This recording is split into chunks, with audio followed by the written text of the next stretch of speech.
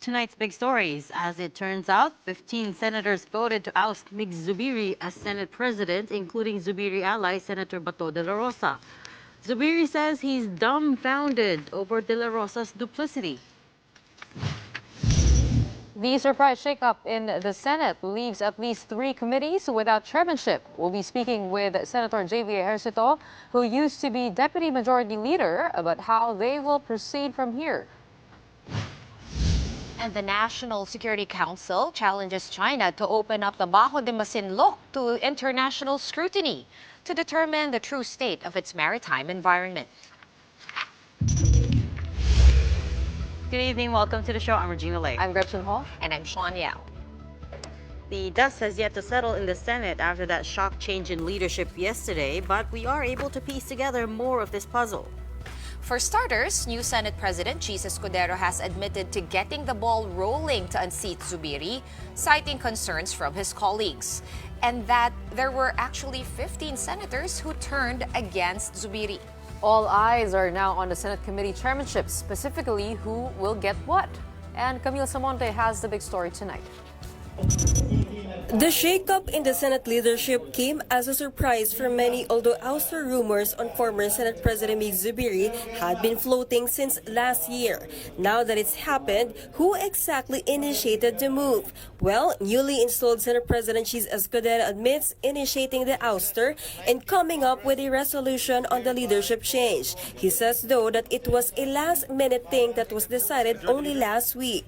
Actually, hindi ko alam kung saan niya nalaman nung Wednesday kasi Thursday pa lang unang may kinausap ako. So, hindi ko alam kung sino yung Wednesday.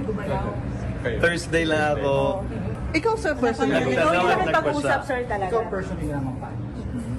And then, kailan na-finalize na, sir? Alin? Weekend? Malinggo, gabi ng linggo. Escudero adds that it was a decision prompted by concerns on Zubiri's leadership. When I say sinimulan ko makipag-usap, dahil marami naman at that time na may mga agam-agam. While the dust has yet to settle, President Marcos has extended his support to the new Senate leadership. The president lauded Escudero's legislative record and commitment to public service. PBBM went on to say that as Senator Cheese steps into the role following the commendable tenure of Senator Mig Zubiri, I am confident that under his leadership, the Senate will continue to prioritize transformative laws to achieve our shared vision for a bagong Pilipinas. With this, the question now is what happens to the committee chairmanships. Well, based on the latest updated Senate record, the chairmanships appear to be on status quo, except for the panels whose chairpersons have resigned alongside Senator Mig Zubiri. Senator Pia Cayetano continues to chair the Blue Ribbon panel, while Senator Robin Padilla is still head of the Constitutional Amendments Committee. Senator Amy Marcos is likewise still chairperson of the Electoral Reforms panel. Senator Bato de la Rosa also remains chairman of the Public Order and Dangerous Drugs panel. The committees on Finance, Ethics, Tourism, and Youth, meanwhile, have no chairman at the moment. Senator Sonny Angara previously headed the Finance Committee, while Senator Nancy chaired the Ethics and Tourism panels. Both have resigned following Zubiri's ouster. A lot could still happen, though, as newly installed Senate Majority Leader Francis Tolentino says a caucus will be held tomorrow to finalize the committee chairmanships. For News 5, Camille Samonte, we are One News. We're also now getting more details of how that all went down. Zubiri said he offered to resign when he was shown the signatures of 13 senators who supported his ouster. In the end, a total of 15 senators signed to remove Zubiri as Senate President.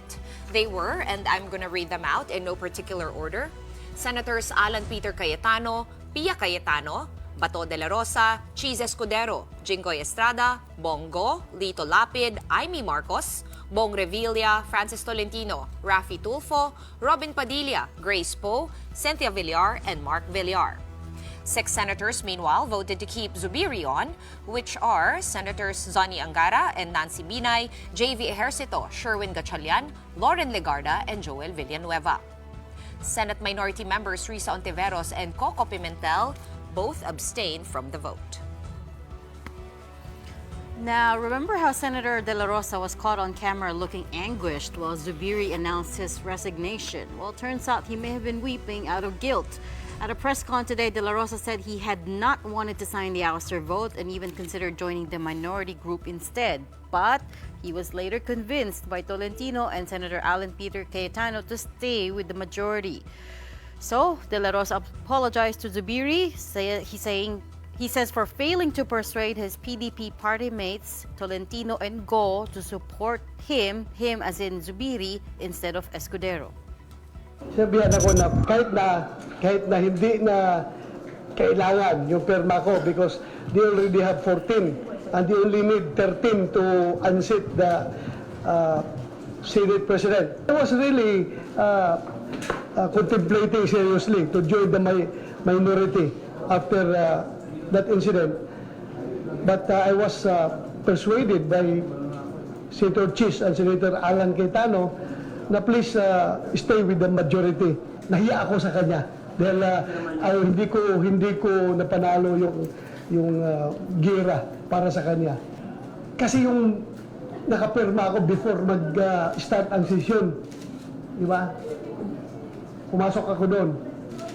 Tapos ngayon, nung sinaluduhan ako ni Migs, ay talaga hindi ko napigilan, napaiyak ako dahil for me being a good soldier, ang gusto ko sabihin kay Migs doon is, sorry boss, I failed to win the war for you because I am one of his trusted lieutenants.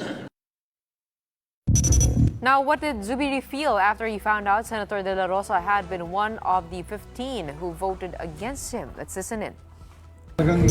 Kung kahapon ako po ay heartbroken, then po ako'y dumbfounded. I'm in shock. But sige lang, ganun talaga ang politika, di ba? I mean, there's no permanent friends, only permanent interests. Medyo masakit. Masakit. Pero okay lang. It's okay because, alam mo, bilang politician, ganun talaga ang buhay. Sir, before the session, Sinabi ko sa kanya, bigyan niya ako ng pagkakataon. Hindi ko pa talaga ma-process. Ma-process. Hindi ko pa ma-process yung pangyayari. So sabi ko sa kanya, give me time, hinakap mo pa yung asawa ko. Di ba? Parang, wow, wag niyo pa hinakap ang asawa ko.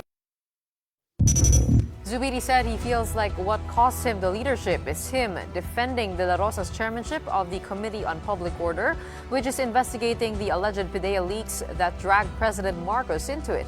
Some senators, meanwhile, insisted that the palace had nothing to do with the abrupt change in leadership. They also vehemently denied this is all somehow linked to charter change. No. They have nothing to do. They have nothing to do with the change of leadership. It has to be proven, pero hindi siguro rubber stamp ang Senate. Nakita nyo, may sinabi si Senate President kahapon na i-stop nga niya muna yung roadshow hearings ng economic provisions, di ba? Is that a sign of being a rubber stamp? Here to shed more light on the Senate shakeup, we have former Senate Deputy Majority Leader JV Ejercito. Good evening, Senator.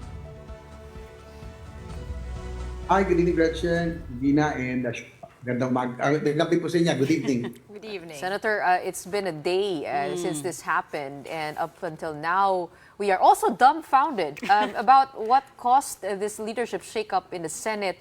Can you enlighten us? Totoo ba that it was just 2 to 3 days when this was conceptualized? At bakit?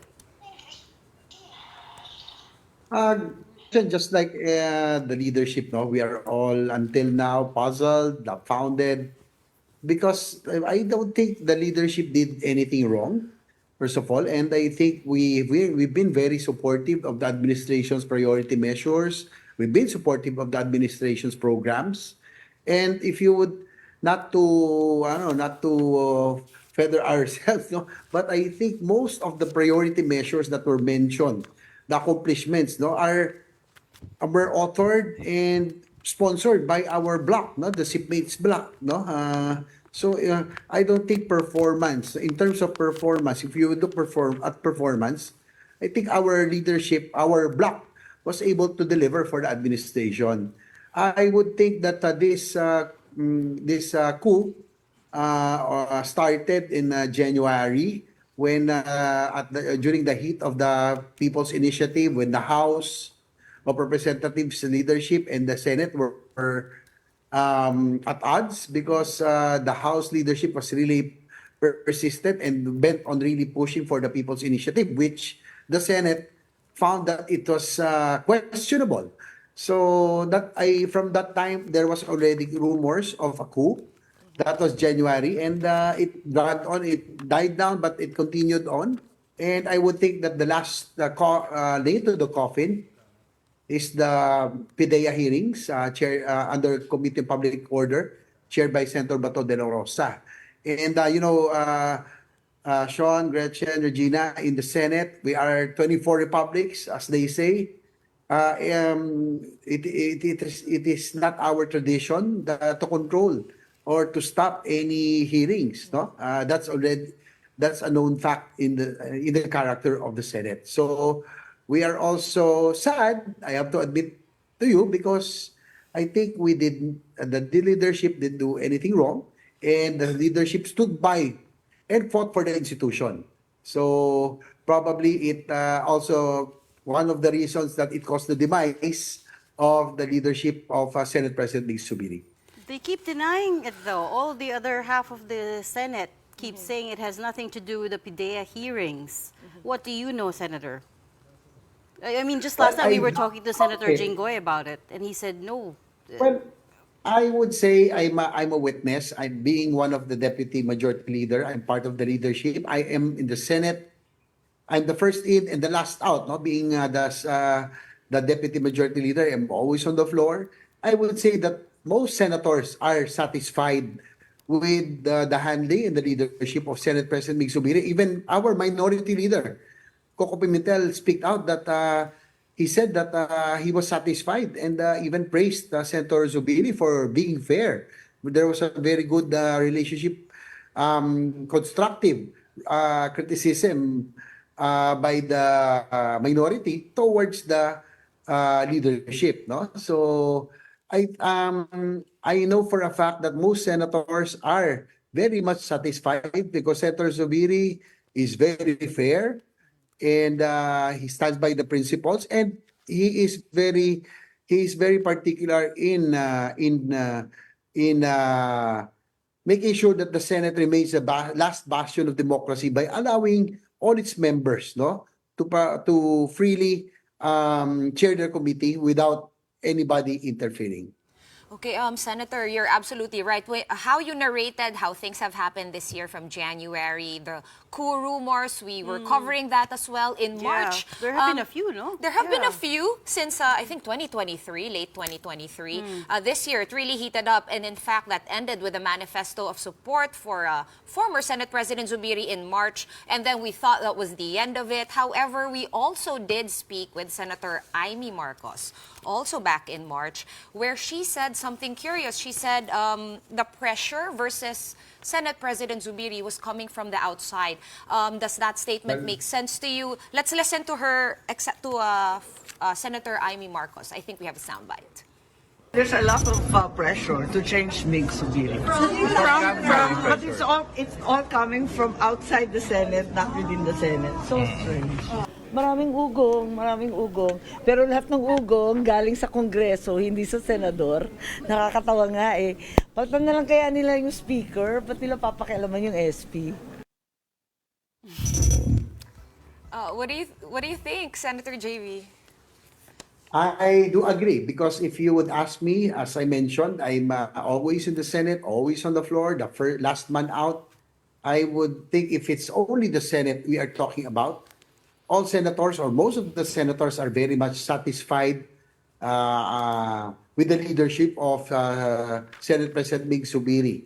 I agree with her that it is indeed in external forces, powers that be probably, or the other house, I don't know, maybe a collusion, but definitely for senators, some senators to turn their backs and to change their minds, all of a sudden, definitely there's extreme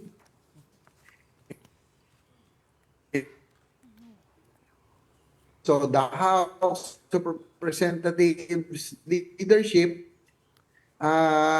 assigned talking heads who were relentless in attacking the Senate, no, ever since the heat of the the conflict during the PI in the Senate as an institution. So I would agree with Senator Marcos definitely that there are outside forces that were really responsible in this leadership change. Do you think the pressure is related to charter change? I mean, for one, we spoke with Senator Jingo Estrada yesterday, and we asked if there was enough time to pass RBH 6 before the State of the Nation address. Sabi niya wala na, siguro after na ng SONA. Kasi we're also looking at the timing of this. And also he said that most senators were anti-Chacha daw.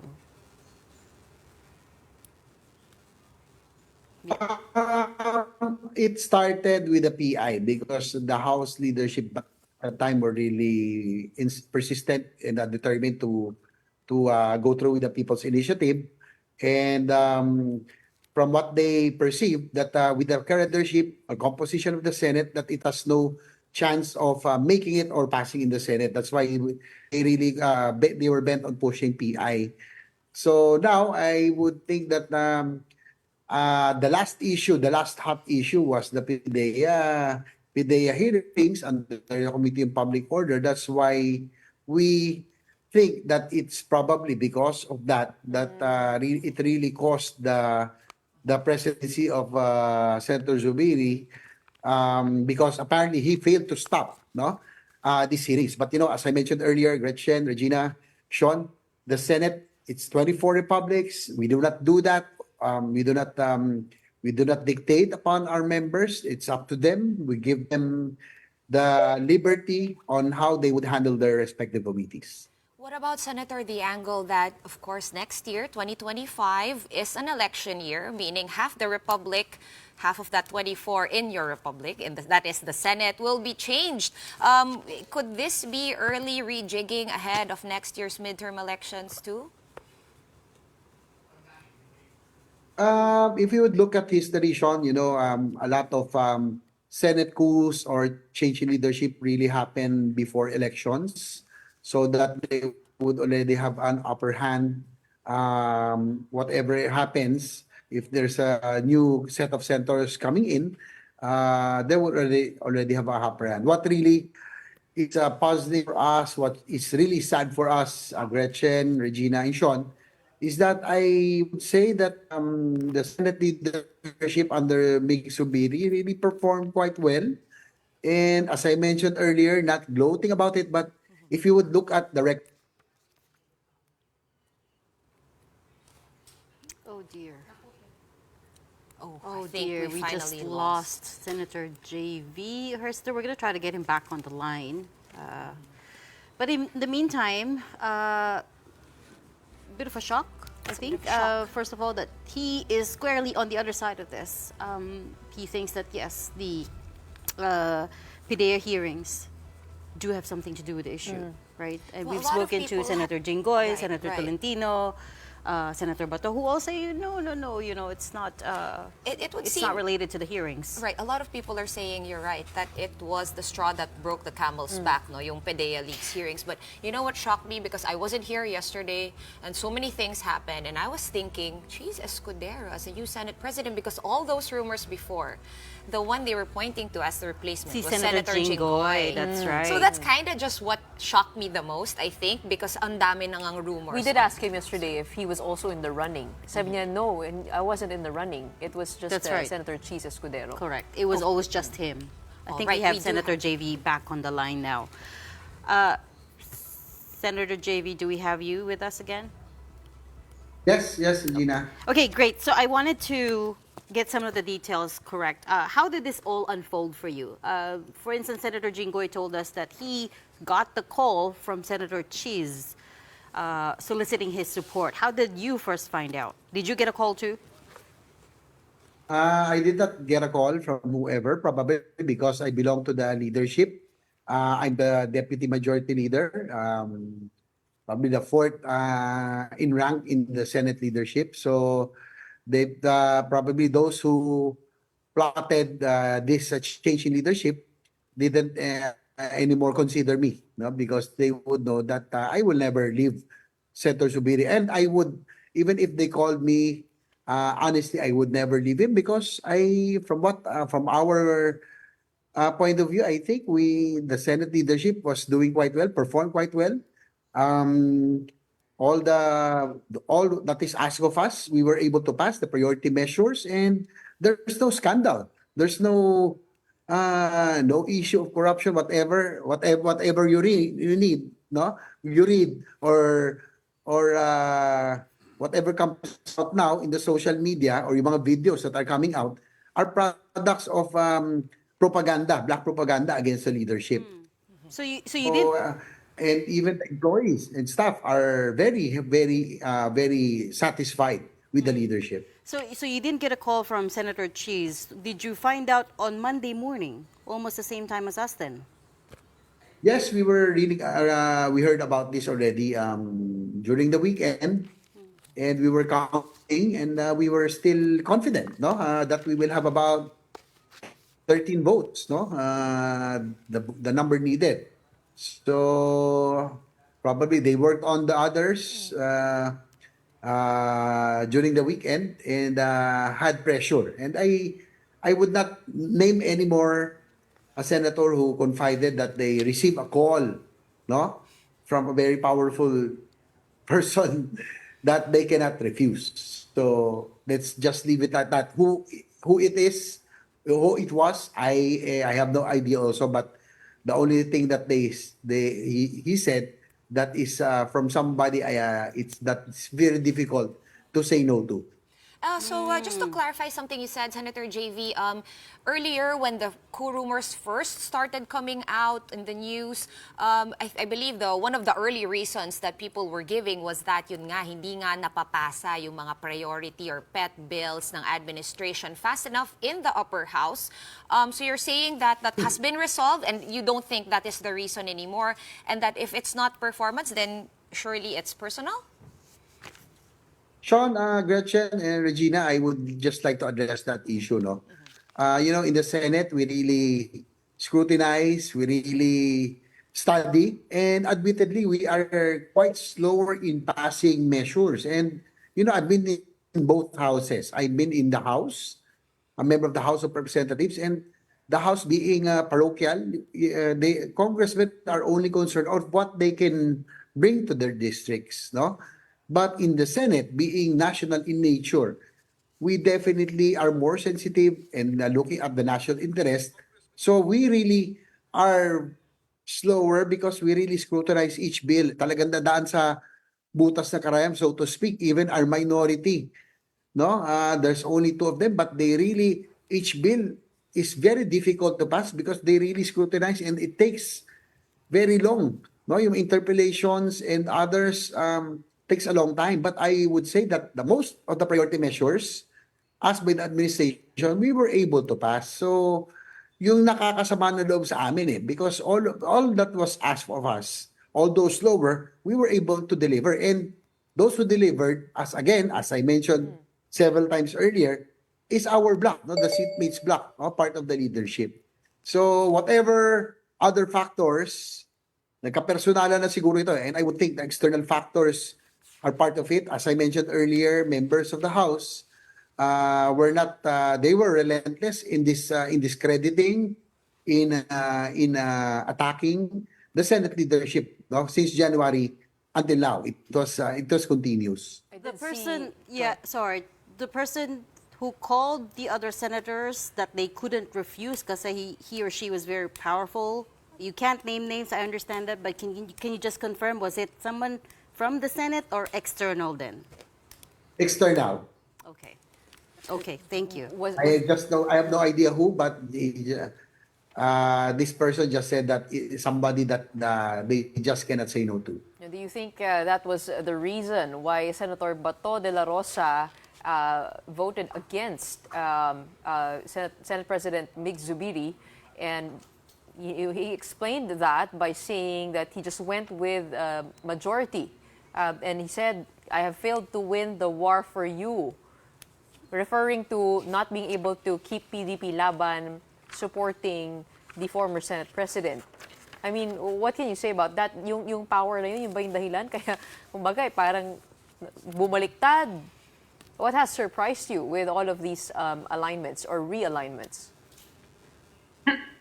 You know, Gretchen, as I mentioned earlier, most of the senators are very much satisfied with the leadership. The staff employees, everybody is very satisfied because, as I mentioned, Sen. Migs has been very fair as Senate President.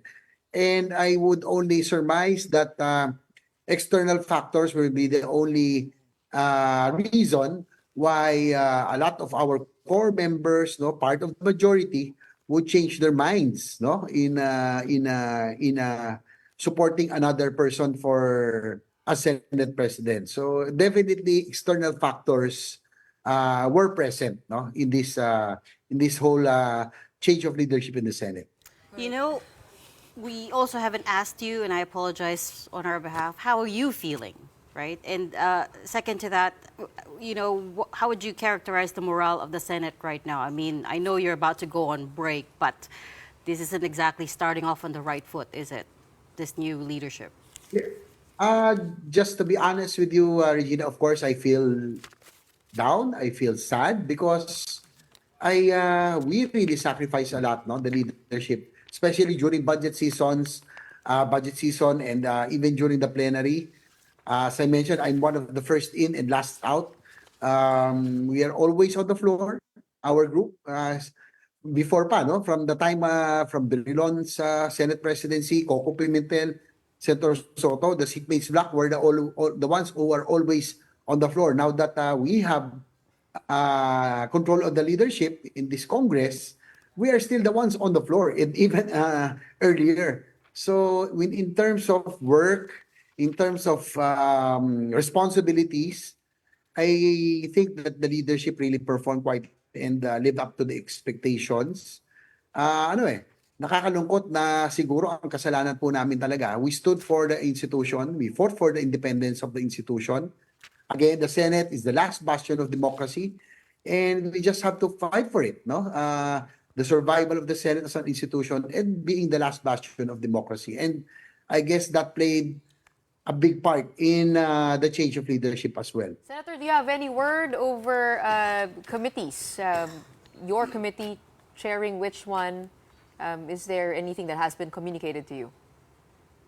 Well, I resigned as Deputy Majority Leader, as I resigned earlier also as Chairman of Committee on Local Government and Committee on Urban Planning and Housing, to give the new leadership a free hand in reorganizing. No, I wish them all the well. I wish them well, no, Senate President Escudero, and to be fair to the new leadership, again, we all resign so that they will have a free hand in choosing the respective committees and the positions of the Senate leadership. So wala pang nababanggit sa inyo?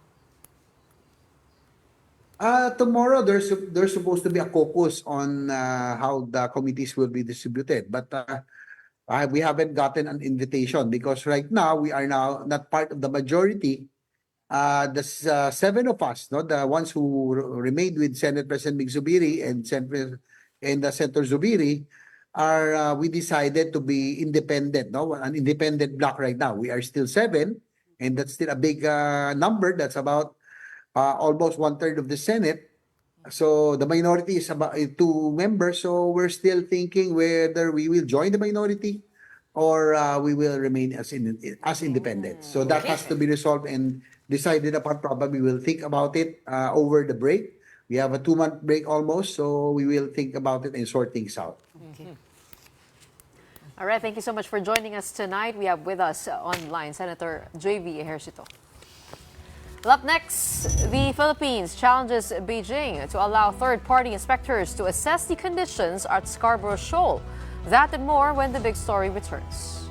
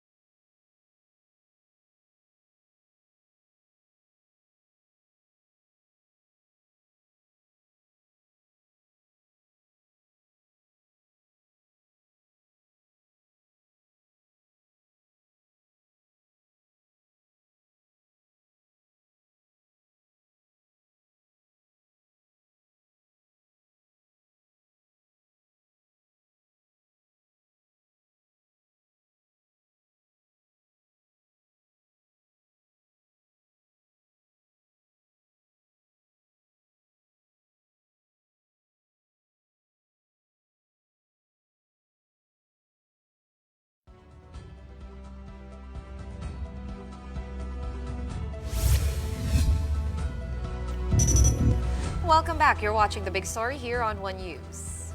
The National Security Council challenged China to open up Bajo de Masinloc or Scarborough Shoal to international inspection to determine the true environmental situation in the disputed territory.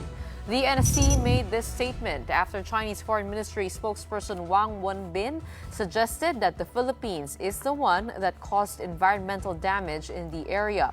Wang says, and I quote, "If any environmental degradation appears in those waters, it is the Philippines who needs to reflect on its behavior instead of wrongly accusing China." In response, National Security Council Assistant Director General Jonathan Malaya said the PCG has presented clear and convincing evidence that since 2016, it has observed Chinese fishermen transporting large quantities of giant clams, sea turtles, puffer fishes, among other marine animals. Now, still on the West Philippine Sea, former officials of the Duterte administration faced House lawmakers today. Former Defense Secretary Delfin Lorenzana said that it was in 2021 that the Defense Department started repairing the VRP Sierra Madre, but this prompted China to begin waterbombing Philippine ships. The Chinese embassy is claiming that we are trying to strengthen the ship as a whole. Pinapaganda natin yung nirepair natin yung ship.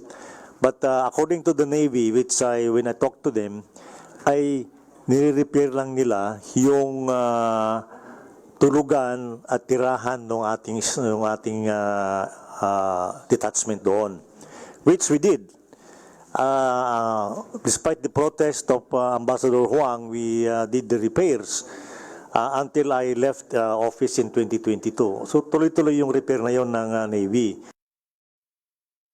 Context, the first part of that story, in the arbitral award in 2016, they could not decide on sovereignty issues o sino may-ari nung Bajo de Masinloc. But they did mention that China has violated, first, not allowing other fishermen to fish in a traditional fishing ground. And second, because who gave them that right? Yeah, right? environmental degradation, which was against the UNCLOS, Right. Yeah. the law of the sea. So, nung pumunta ako dun sa Scarborough, I was asking the fishermen why they think they were not being allowed inside the lagoon because China claims it is internal waters of their territory. They said, they're particularly sensitive to cameras. Parang it seems that they don't want Of them course. to take video of what Of has happened course. inside there, and they mentioned possibly dredging activities and they don't want anyone monitoring anything. harvesting there. of giant clams and turtles. Nabanggit To din be ng mga fair, fishermen. I know former Defense Secretary Lorenzana was talking about 2016 onwards, which was his tenure, but I do remember the whole the prelude to the Scarborough Shoal standoff in 2012.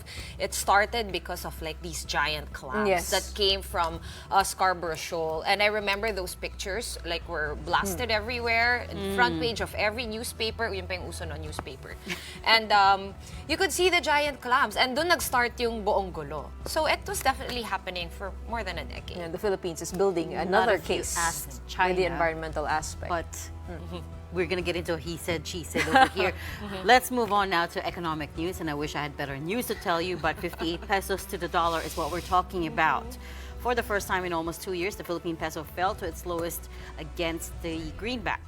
According to data from the Bankers Association of the Philippines, the peso opened Tuesday, at 57.97 centavos and slipped to 58.27 centavos by 11 a.m. and it closed at 58.27. In fact, an 18-month low and just 1 peso away from the all-time low. In a statement, BSP Governor Eli Romolona cited the strong dollar as the reason, with the Federal Reserve signaling a delay in cutting interest rates. Romolona also said the central bank will intervene, quote, when necessary to smoothen excessive volatility and restore order during periods of stress. Here to help us make sense of all of this, we have with us Security Bank Chief Economist Robert Dan Rosas. Good evening, Dan. Thanks for being with us so late. Good evening, everyone. Sorry, your audio is just a little bit echoey. Let's try that again. Good evening, Dan. Can you hear us okay? Yeah, good evening. Can you hear me better? Slightly better. Slightly better. Okay, Slightly better. Sorry. Yeah. That's okay. That's okay. Let's go with that. So, Governor Ramolona says the dollar is strengthening, and that's true when you look across the Asian markets today. Most of the Asian currencies weakened, but at the same time, talk us through the significance of the fact that it fell below that critical 58 mark. Well, that's true, no? We're observing a strong dollar, but it's not just the strong dollar. While the US dollar strength remains a factor, we have a trade gap as well, no, to contend with. No? So that also contributes to the peso's depreciation. So trade gap, which means imports are outpacing exports. So that means locally, there's more demand for dollars, no? So to fund those activities. So that actually also contributes to the weakening of the peso. Also, there are other domestic factors. We heard Governor Remolona say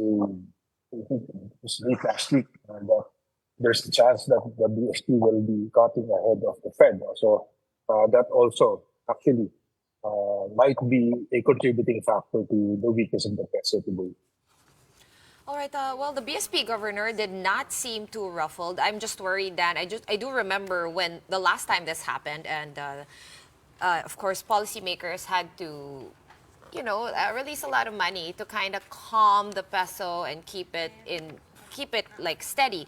Do you think we're gonna hit that point again, or are we, going to ape how BSP Governor Remolona is and just keep cool? Well, whenever a central bank that's ahead of the Fed,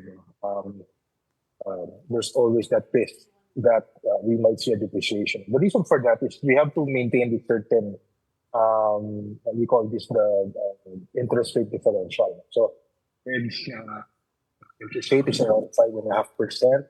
Our interest rate is 6.5%. No? So that's a 1% gap. So 2022 comes to mind when we saw the peso depreciate to near 59.9. I think 59.9 is the lowest that we got. And that is because the interest rate differential actually narrowed. The Fed was hiking while we weren't. So the rhetoric back then was that let's let the market decide. No? So that interest rate differential actually narrowed when the Fed was hiking relentlessly and we were staying put. So that actually led to, if you have assets, why would you keep it in peso when the dollar is actually very close, or the interest rate of the dollar is very close to our own? No? So that actually leads to capital outflows. So that's the risk we run if we cut ahead of the Fed. No? Well, up until today, last week, I guess the governor was quite confident that there's just going to be a minor effect towards the peso. No? But yesterday's event and today as well actually showed that the peso might not be as strong as we believe because so that actually that dovish BSP sentiment likely carried over up until today, especially with the US Fed officials maintaining their hawkishness, meaning they're saying that they want to maintain elevated interest rates in the US in the meantime because of their inflation problem as well. So we have a dovish BSP and hawkish Fed, and it's not helping that the peso's weakness or the contributing factor, or the big contributing factor to the peso's weakness is actually a stronger US dollar. So if the Fed continues to maintain that hawkishness, you can see a depreciation of the peso. But I do think that they will be defending at a certain level. They'll let it weaken a bit, but I guess we have very ample foreign reserves. We call it the GIR, international reserves, and part of that is used to control the volatility in the exchange. So, that's where we are right now. Dan, is 60 pesos to a dollar in the cards? How likely are we to hit that? And how can economic managers arrest the weakness of the peso? Yeah, actually, that's a tough question to answer, but we still have that uncertain trajectory. we have to watch out for how the US dollar will react when the minutes of the Fed meeting comes out tomorrow. So that's one factor that could turn the fortune, so to speak, of the Philippine peso. The other thing is, you mentioned how the economic measures can help control this. Well, we're only left towards monetary policy in the meantime. No? So the government can implement policies to, well, as I said, they can use the international reserves for one. Second is we have to be able to plant that seed wherein we won't be able to, become restless in terms of where the peso can be. No? So the government can implement policies to improve the trade gap and attract foreign investments. So because those inflows from foreign investments will be very helpful as well in terms of strengthening the peso again. Okay, we're gonna have to leave that there for now. Thank you so much for your insights and staying up for us, Security Bank Chief Economist Robert Dan Rosas. Another quick break for now. Right after that, President Bongbong Marcos touts the Philippines' strategic location at the high-level Indo-Pacific Business Forum. The details when the big story returns. Keep it here.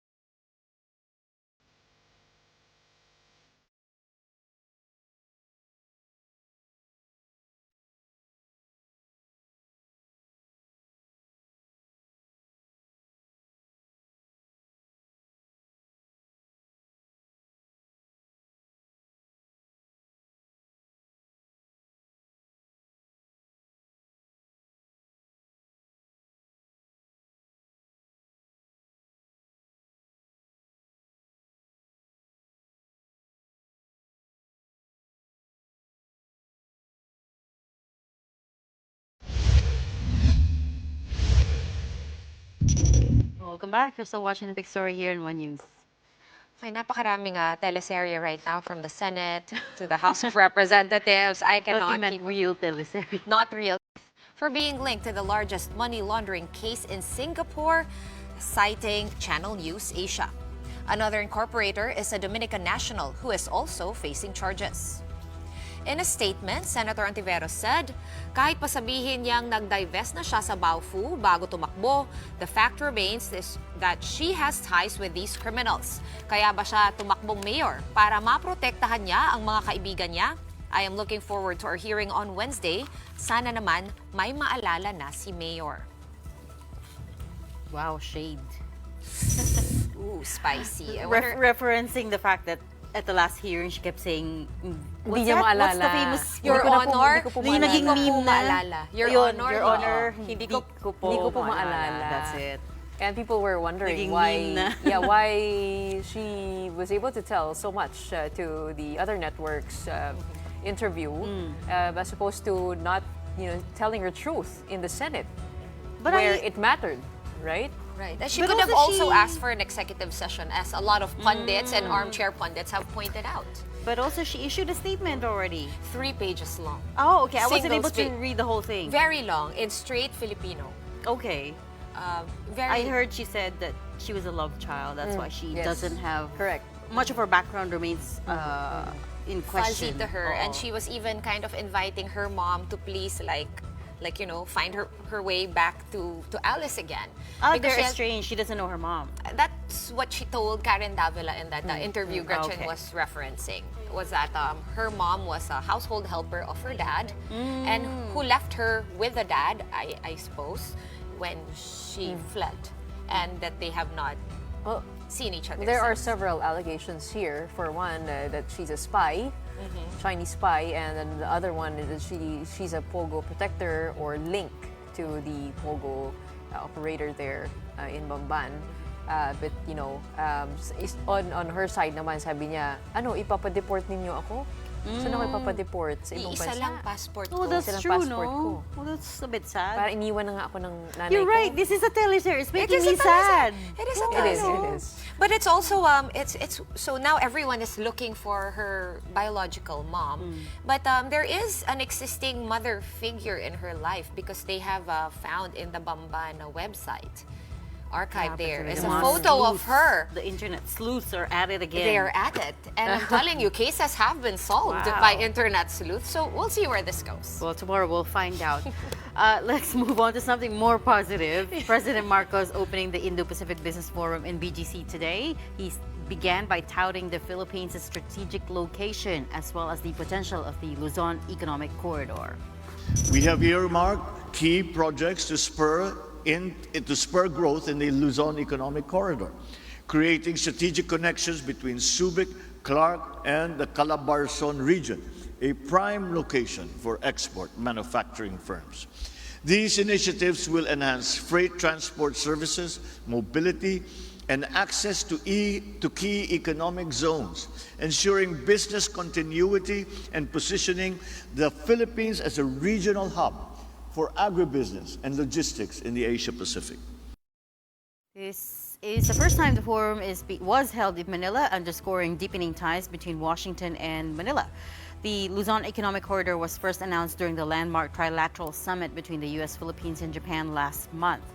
Amos Hochstein, Deputy Assistant to President Joe Biden, says they are currently identifying projects for it and that it will be crucial. The corridor will be crucial for helping the Philippines maintain its 20% market share in the global semiconductor supply chain.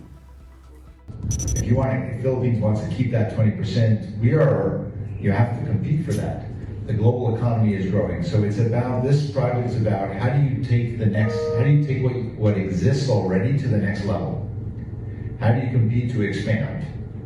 And the companies that are here already, it doesn't mean that they will expand if they don't have the ease of doing business, if they don't have the infrastructure. And before we go, time now for our big picture tonight. It is the limited edition of Spolarium Beep Cards released by the National Museum. This is in celebration of the 140th anniversary of the prized artwork created by painter and patriot Juan Luna. You can get your Spolarium Beep Cards for 500 pesos at the National Museum in Manila. Hurry though, it's only available this month. Parang ganda, no? Sarap sumakay na. It is the first time that I actually want a special edition beep card. Are you gonna pasabay? Nagko-comment yung mga tao, sana walang expiration date yung beep card. May expiration date bang beep card? Hindi naman tayo sumasakay madalas. Yun nga pero... I did comment na nga. Tatahimik lang siya. I thought they fixed that. I thought they fixed that, right? The expiration? Mukhang hindi kasi yun ang kino-comment ng mga tao. Okay. Sa ibang bansa kasi, di ba, you hold on to one beep card, one card. Forever. For years. Yeah. For years. Yeah, save plastic. This is a good idea, though. Oh, that's right. There's going to be a tax culture. now on single-use plastic. Yeah. Remember, we were debating it one time. And an expiring beep card, I think an expiring beep card would fall under that category. Diba? Hindi man siya single-use, pero That's true. iilang Multiple use lang. naman. Okay, on that note, that's it for the big story tonight. Watch out tomorrow. Tomorrow's going to be a big day. Because of the Multiple Senate hearings. Well, I hope there's not another leadership shakeup. We're done And the hearing of Mayor Alice. Yes. Yeah. Tomorrow, then. We are One News, all sides, all the time. Thanks for tuning in tonight. Have a good night.